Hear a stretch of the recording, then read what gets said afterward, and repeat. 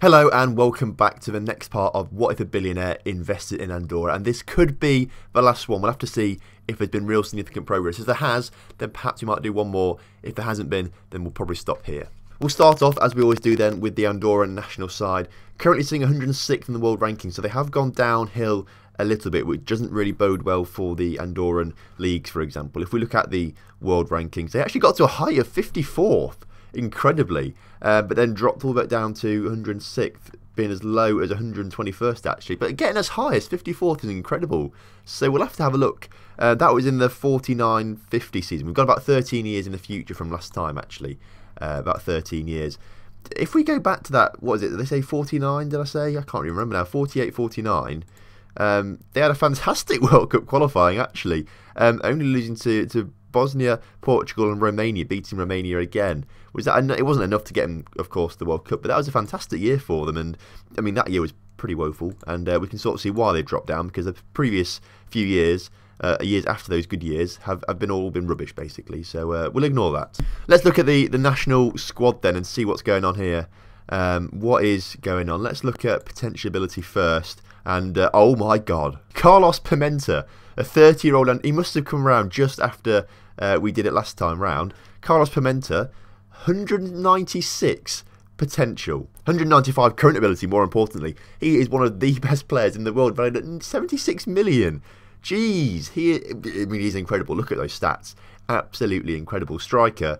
17 finishing, 17 first touch, 17 long shots, 19 determination, 19 stamina. I mean, it's incredible. Where did he come from then? Where did he come from? He came from Marseillaise, basically, the second division Andorran side. Then went to Santa Coloma on a free before moving to Lufthansa for 2.1 million. Then went to Man City for 1.9 million, where he played absolutely incredibly. His lowest scoring tally in a season is 11. So, I mean, if you don't count that one where he got 1 goal in 6 games, in a full season where he's played majority of the games, 11. He's always got double figures. I mean, he is incredible. Absolutely incredible. I wonder if he's won anything like World Player of the Year or something like that. If we look at his history, milestones, if we look at the awards, he was forward of the season, runners-up in the Champions League. He got Golden Shoe at Man City. I'm not quite sure what it even is. Golden Shoe. European Golden Shoe. I assume that is like top goal scorer or something like that in Europe or something like that. Yeah, 33 goals there. Top goal scorer in Europe. Absolutely incredible. Has he got anything? Golden Shoe 3rd place. I can't see him winning like a Ballon d'Or or anything like that, which is a little bit unfortunate. We'll double check with World Player of the Year or something like that. World Golden Ball, that's what it is, isn't it? Pimenta, he's not there, unfortunately. Other Man City players have won it, but Pimenta, our boy, isn't there. I mean, that was pretty crazy. Let's go and look at the Andorran First Division then and see what's gone on there. It's actually gone to 23rd. Jeez, that has really risen up. I didn't expect that. I thought maybe top 50 at most. Did not expect it to be knocking on the doors of that top 20. We'll look at the actual proper coefficients in a minute, but fair play. Something good must have happened. Perhaps we'll do another episode because they're right on the edge really of doing something decent.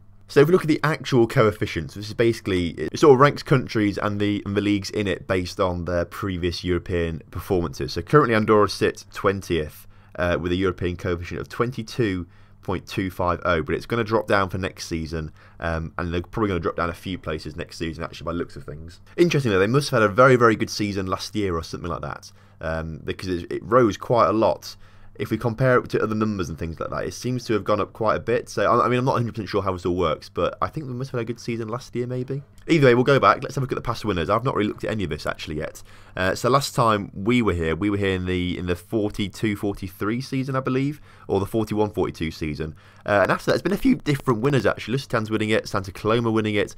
Rangers in the past few years have won it a few times, but Santa Coloma getting back in there. We always said they were going to be decent, never actually were, but finally they have got decent. So they've won a few league titles now. Rangers also getting a few. The dynasty of Lusitans, ranging from 2018-19 to 2036, has properly been ended now with a few wins from other teams, but they do still win it an awful lot. We'll quickly look through some transfers then, but I'm not expecting too much. I mean, I say that 7.75 million or 6.25 million for players going to Lusitans is an awful lot of money to be spending.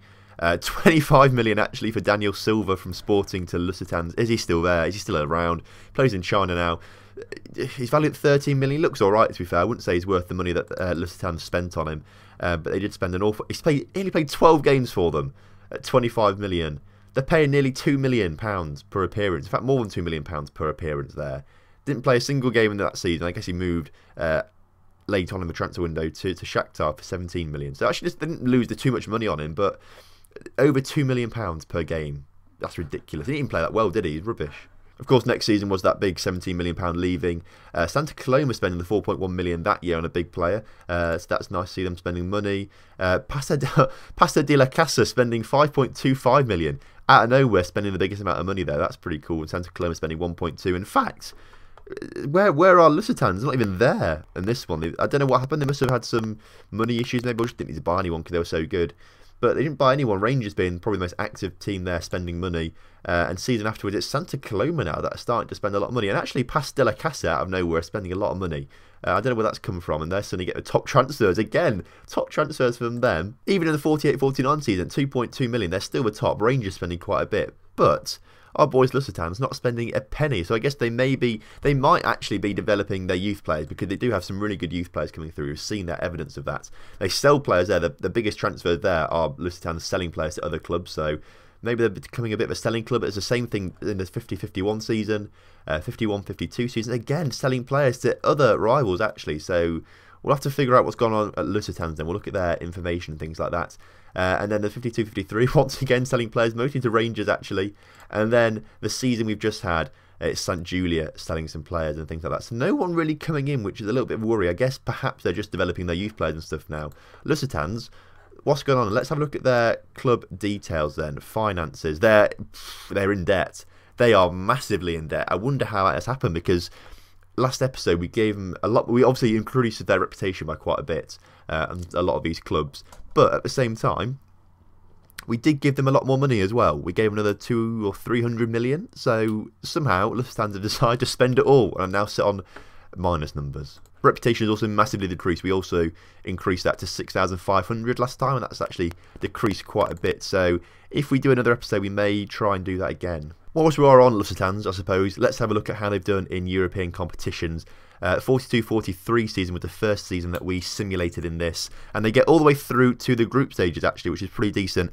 Come up against Villarreal, lose twice. Come up against Krasnodar, draw twice, and then come up against Newcastle, get 1 draw and 1 win, which probably would have put them third in the group, I'd imagine. That's not a bad run they've had there in the group stage, but it wasn't enough to get them through into the later stages, unfortunately. Season afterwards, classically, get to that 4th qualifying round and get knocked out again, as we've seen so much with Lusitans. They get to that 4th qualifying round, then get knocked out. But had a decent little run, actually. At least lost to Olympiacos, which is fair play. Olympiacos are a decent side, and Copenhagen, actually, a pretty decent side too. So they had a good run there. Season afterwards, though, once again in the group stages, after overcoming Celtic and Partizan. In fact, they lose to Partizan in the Champions League playoff. That would have been one step away from the Champions League group stages. Unfortunately, they lose there, so they go into the Euro Cup group stages instead. They lose to Bayer Leverkusen, beat Brøndby, beat Slavia Prague twice, draw to Leverkusen, then lose to Brøndby again. But that was enough to get them second in the group by looks of things, I'd imagine.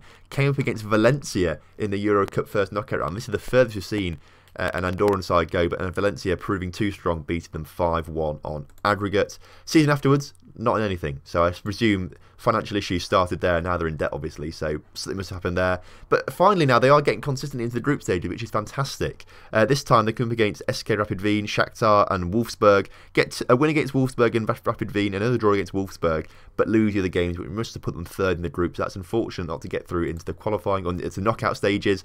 Season afterwards, though, incredible season. Get into that Euro Cup group stages once again. Beat Copenhagen twice, beat Lech, beat Olympiacos, and then draw with Lech and lose to Olympiacos, which probably would have put them top of the group actually.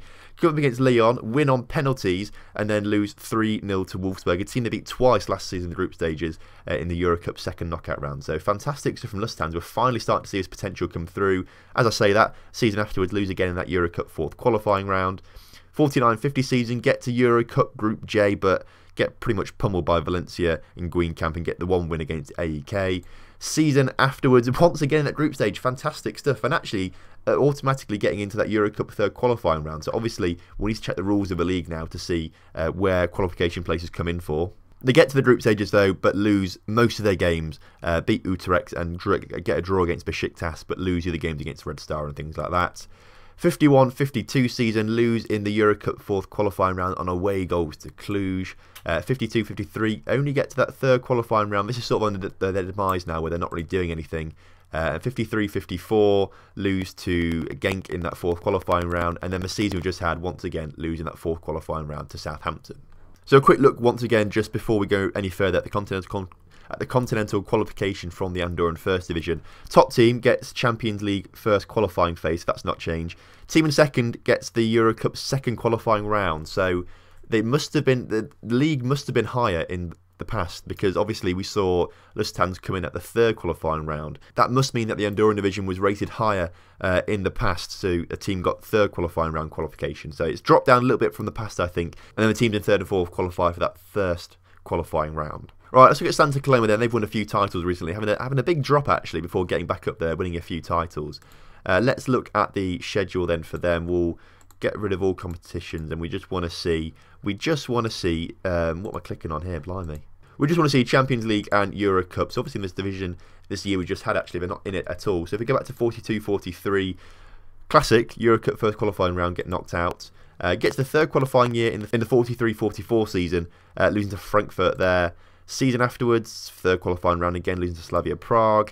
Get to the Euro Cup Group L this time, actually, in the 45-46 season, which is really good to see. But Schalke, Liverpool and Legia Warsaw providing too strong of opposition, getting 2 draws against Legia, but losing the other teams probably puts them bottom of the group. Season afterwards, losing that third qualifying round once again. Get to Group B this time though in 47-48. Valencia, AZ and Brøndby, or RZ I should probably say. Getting 2 draws against RZ but losing the other games there. Bit unfortunate, not getting any further. 48-49, not in anything interesting. Get to the group stages once again in 49-50 season. Once again come against Schalke, but lose twice to them. Lose twice to, in fact they lose once to CSKA and draw the other time, and get 2 draws against Sparta Prague rather, not Slavia Prague, and probably put them third in the group I'd imagine that year. Once again in Euro Cup Group F, that's pretty decent going. Anderlecht, Spartak Moscow and Valencia, again proving too strong, but 4 draws there is pretty good going for them. 51-52 season, fourth qualifying round, lose on away goals to RZ. 52-53 season, get to Group K and draw nearly every game, lose to Nice, but all the other games they drew, which is good going to be fair. Must have put them third in the group, I'd imagine. 53-54 season, not in anything, and then of course the season we just had, not in anything. So I guess they might have some financial issues actually. If you look at their club details, finances, they're not looking too bad financially actually. Obviously not as bad as Lusitan's, but interestingly enough, they've got no youth facilities now, which is strange. I'm not quite sure why that's a thing, because we would have given them 20 youth facilities. We gave everyone top youth facilities. So why they've got 0, that is a bit of a mystery. Right, let's look at Rangers now then, back in that 42-43 season. Now, because the Andorran division is ranked like 20th, 23rd or something like that in Europe, I would have thought perhaps an Andorran side would have got to the quarters or semi-finals of a competition, but we've not seen that yet. So perhaps Rangers are a side that are going to do that. Not in this first season, they get knocked out in the second qualifying round of the Euro Cup. Third qualifying round of the Euro Cup the season after losing to Rostov quite heavily there. Get to the second qualifying round again there by Sturm Graz. They lose not in anything in 45-46. 46-47 though, third qualifying round again against Molde. 47-48, lose to Young Boys in the second qualifying round. Not looking good for Rangers so far. Lose in the third qualifying round in the season afterwards. 49-50 season, second qualifying round they lose, and really not good stuff from Rangers. 50-51 and nothing. 51-52, losing that second or third qualifying round, actually, I say, to Southampton that time. 52-53, get into the group stages fantastically. Beat Real San Sebastian, that's Real Sociedad, I think. Draw to Copenhagen, but then lose the rest of the games. Didn't get them through any further. 53-54, the fourth qualifying round against Basel. 54-55, they lose to Sparta Prague in the fourth qualifying round, and that's everything actually. So nothing special from Rangers, which makes me think, like, what is going on in the Euro Cup basically. Let's have a look. I want to just look through the quarterfinals or something like that. If we go to stages for last season and we look at quarterfinals, is there an Andorran side getting there at all? Because I'm looking through now as we go back. I kind of thought I'd expect to see one, judging how well the competition's improved. It's not really happening, is it? I thought Andorran sides at this stage would be a lot closer to getting a win in one of these European competitions, but it's just not happening. We've gone even further past, actually. We've gone further back than we needed to. So that does sort of beg a question, actually. is there any point doing another episode? Because I thought we could do another episode if they got to the quarterfinals, semi-finals, they were close to winning it, but they're really not actually that close to winning it. So, I tell you what then. I think what we'll do is, if this video gets 100 likes or so, we'll do one more episode. We'll put a load more money back into the clubs. We'll do up all the facilities once again, and we'll just try as much as possible, increase some more reputation as well, see if that makes a difference. We'll do everything possible within reason to try and get Andorra, an Andorran side rather, to win a European competition. If you enjoyed today's episode, then please do drop a like, and of course drop a like if you want to see one more episode of the Andorran Billionaire. If you're new to the channel, then make sure you do subscribe, and I'll see you next time for some more Billionaire action.